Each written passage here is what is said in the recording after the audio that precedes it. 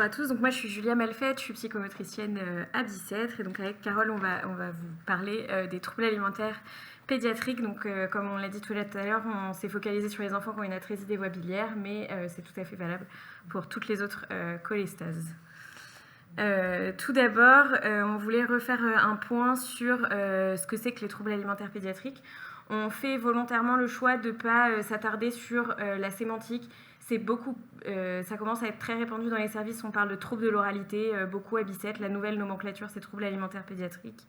Nous, on parle un peu indifféremment des deux. On préfère se concentrer sur ce qu'on en fait concrètement au quotidien.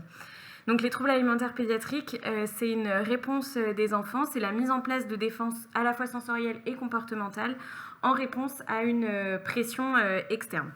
Donc pour essayer de bien cerner tout ça, on vous propose déjà de s'attarder sur ce que c'est que de découvrir la nourriture chez un enfant tout venant, normal, sans quelconque maladie. Et donc c'est de se rendre compte de la multisensorialité de la découverte, que tout est en jeu dans le moment de découverte, que c'est déjà une aventure pour n'importe quel enfant qui demande du temps et de la patience. Et pour nous, c'est un fondamental, c'est d'accepter que c'est complexe. C'est un objet d'étude qui est forcément complexe. Et comme vous pouvez le voir, il y a quand même beaucoup de composantes qui entrent en jeu dans la découverte de la nourriture. La complexité, elle est à appréhender. Nous, on va essayer de le découper en 4 composantes. Donc les 4 pressions dont on parle, c'est un exercice de pensée. C'est pour essayer de comprendre comment ça fonctionne. Mais en réalité, c'est plus le gribouiller sur le côté. Tout est étroitement lié et intriqué. Donc on va poser un peu le paysage de ces 4 composantes pour voir comment elles interagissent ensemble. Et là, on prend le parti de les présenter spécifiquement pour les enfants des pathos. La première composante, c'est la composante médico-diététique. Il y a des enjeux nutritionnels pour préparer la transplantation. Il y a les nutritions artificielles, que ce soit l'enrichissement au début, puis la sonde nasogastrique et ou la parentérale. Il y a donc ce qu'on disait avec Laure, c'est qu'il y a une expérience empirique, nous, chez tous les enfants, de cette perte d'appétit avec l'évolution de la cirrhose et de l'altération des goûts, soit liée à la bilirubine, soit liée peut-être aussi quand il y a une petite part d'encéphalopathie. En tout cas, on a des enfants plus grands qui savent très très bien décrire qu'après la transplantation, ils sont très fâchés parce que la pomme verte et le coca ont changé de goût. Et en fait, il y a forcément des choses et des remaniements qui se jouent à ce moment-là. Et les médicaments qui sont répétés plusieurs fois par jour et qui ont un impact sur le développement du goût. La deuxième composante, c'est la composante praxique, donc qui est plus le rôle de l'orthophoniste. Pour manger, on a besoin de coordonner plein d'actions motrices et de coordination, que ce soit au niveau de la sphère orale, mais aussi, vous l'avez vu tout à l'heure, les mains, coordonner la cuillère jusqu'à la bouche, etc. Quand il y a la mise en place d'une nutrition entérale qui se fait au moment charnière du développement, c'est-à-dire que la mastication, enfin la succion, la déglutition et la mastication, qui sont au départ plutôt des réflexes qui, à force d'être entretenus, deviennent une praxie. Si la nutrition entérale est posée à ce moment-là, ce qui est souvent le cas, et ben en fait la mastication n'est plus entretenue chez beaucoup d'enfants, et donc des enfants chez qui ensuite les troubles se lèvent, se retrouvent très vite coincés parce qu'en fait ils ont des morceaux dans la bouche et ils ne savent pas quoi en faire. Donc ils s'étouffent et donc on repart à zéro parce qu'en fait il faut reprendre tout ça. La composante sensorielle, donc moi je travaille beaucoup plus en psychomotricité.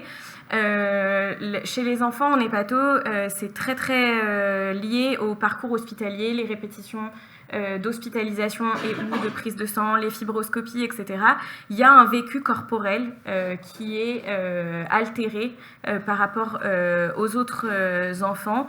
Les enfants qui ont un syndrome d'Alagille, il y a quand même un prurite souvent important.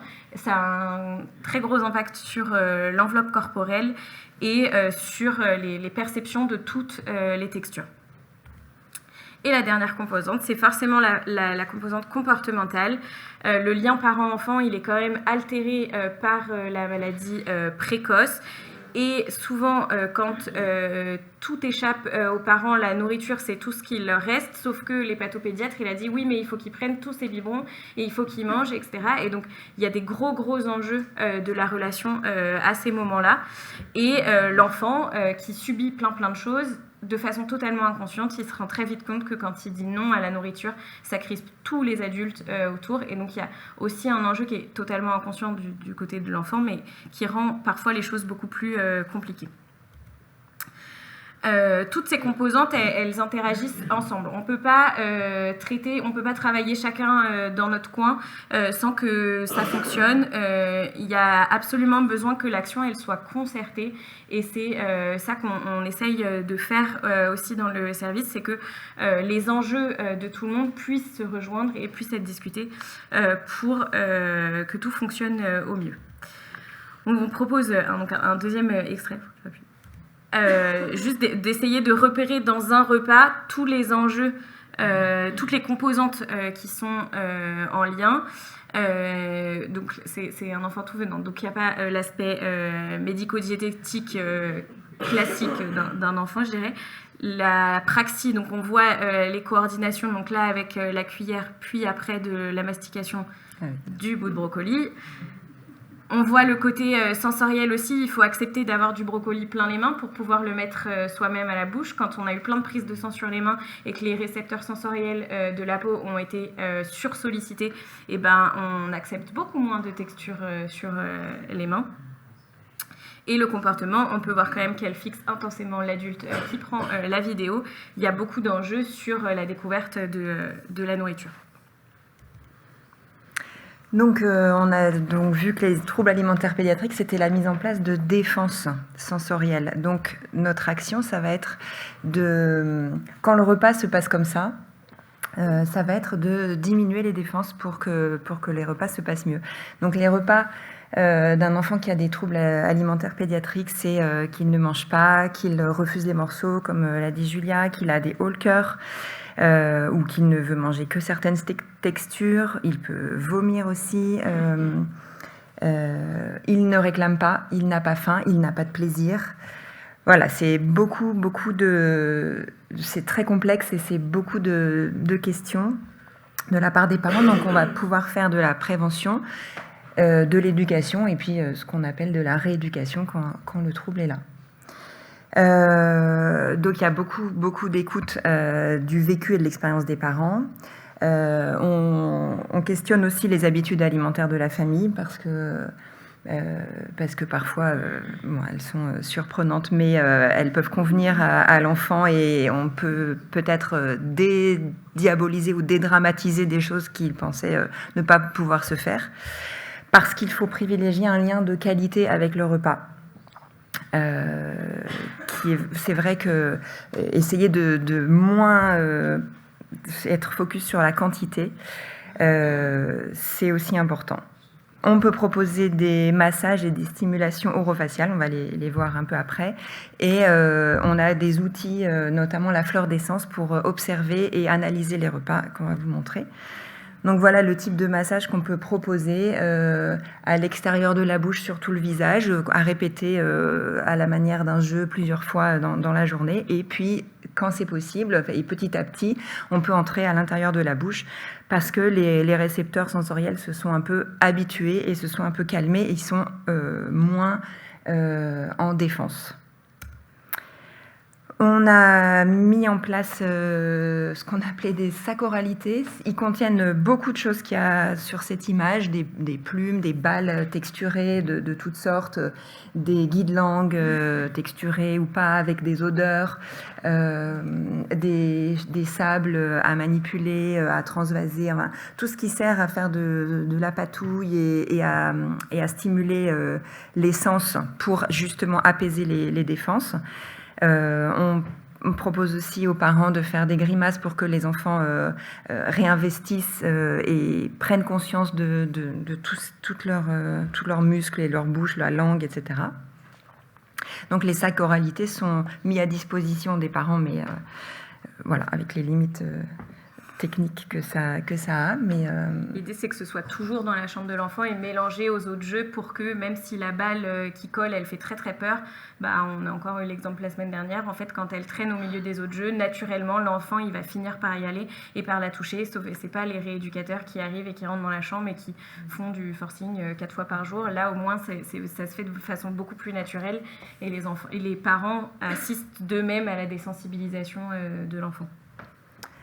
Et on a cet outil qui s'appelle la fleur d'essence, donc c'est un petit livret, on va dire, à disposition, pour l'observation conjointe des repas entre un soignant et un parent, et puis l'enfant, bien sûr, avec quelques petits conseils sur l'installation, on va reparler de tout ça après, et qui détaille selon 4 sens.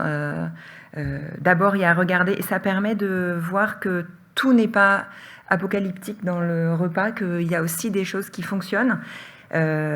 Si par exemple l'enfant est dans le vert, dans tout ce qui est regardé, eh bien c'est déjà énorme peut-être, parce qu'il y a quand même des enfants qui arrivent, vous voyez, c'est gradué dans le rouge, il peut avoir déclenché un réflexe nauséeux à la vue d'un repas. Et dans ce cas-là, au dos, ou en face, on a la réponse possible à apporter. C'est juste pour pouvoir analyser et proposer quelque chose, et surtout pour pouvoir en discuter. Donc il y a ensuite sentir, voilà ce que ça fait à l'enfant d'avoir des odeurs particulières qu'il ressent, et les réponses qu'on apporte. Il y a toucher, et on arrive ensuite au summum qui est goûter l'aliment et le mastiquer, l'avaler. Donc, c'est l'outil qu'on utilise aussi avec les parents et les équipes pour qu'ils puissent prendre conscience de là où en est l'enfant. C'était la fleur d'essence qui était utilisée à Necker dans le groupe oralité et qu'on a réadapté plusieurs fois et qui nous, là maintenant, finalement, nous sert beaucoup plus de support pour montrer, oui, il avale pas sa cuillère de purée, mais regardez toutes les étapes qu'il sait faire avant. On voulait vous présenter quand même, donc là, récent de cette semaine, une enfant qui a une atrésie des voies biliaires, qui a eu la mise en place d'une sonde nasogastrique en attendant la transplantation, qui ne mangeait plus rien pendant toute l'attente de la transplantation, avec les parents, on a beaucoup discuté, on a beaucoup axé sur toute cette période d'attente, sur le lien de qualité avec le repas, le plaisir même juste d'être à table, même s'il n'y avait pas de quantité avalée puisqu'il y avait la sonde nasogastrique. Et donc là, on est à 1 mois post-transplantation, et après avoir eu un peu de mal au tout début parce que pour avaler de l'eau et des pâtes, là, voilà, cette semaine, elle mange ses spaghettis elle a appris beaucoup, à mastiquer aussi, voilà, parce que ça et là, pas les avale sans souci. On voudrait que vous repartiez avec quelques petits messages que nous, on entend beaucoup dans les services, et des façons simples d'y répondre. Le premier, c'est que l'enfant ne peut pas manger. C'est pas que l'enfant ne veut pas ou qu'il se force. Quand il y a un trouble alimentaire pédiatrique, il y a vraiment une impossibilité et une incapacité de l'enfant à manger. Il faut l'entendre et il faut pouvoir y répondre, et pas juste se dire que c'est un caprice.